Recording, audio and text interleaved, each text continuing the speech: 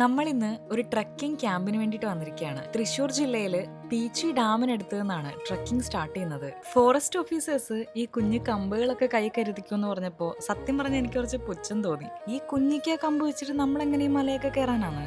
കടിപിടി കൂടുന്ന ഈ മലയണ്ണന്മാരെയാണ് ഇന്ന് ആദ്യം കണ്ടത്. എല്ലാരും ശ്രദ്ധിച്ചു നടക്കണം, കാട്ടിൽ ആനയുണ്ടാവും, കൂട്ടം കൂട്ടമായിട്ട് മാത്രമേ നടക്കാൻ പാടുള്ളൂ, എന്തെങ്കിലും ആരോഗ്യ പ്രശ്നങ്ങൾ ഉണ്ടെങ്കിൽ പറയണം, അങ്ങനെ ഒരുപാട് ഇൻസ്ട്രക്ഷൻസുമായിട്ടാണ് ഈ ട്രക്കിംഗ് സ്റ്റാർട്ട് ചെയ്തത്.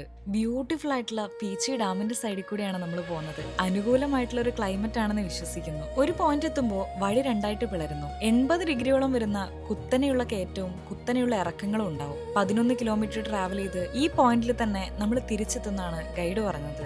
ആന ഞങ്ങളെ ഫോളോ ചെയ്യുകയാണോ അതോ ഞങ്ങൾ ആനയെ ഫോളോ ചെയ്യുകയാണോ എന്ന് എനിക്കൊരു പോയിന്റിൽ ഡൗട്ട് തോന്നി. ഞങ്ങൾ കവർ ചെയ്ത എല്ലാ വഴികളിലും തിരിച്ചെത്തുന്നത് വരെ ആനപ്പിണ്ടം ഉണ്ടായിരുന്നു. എന്തെല്ലാം ആകൃതിയിലും ഡിസൈനിലുള്ള മരങ്ങള്.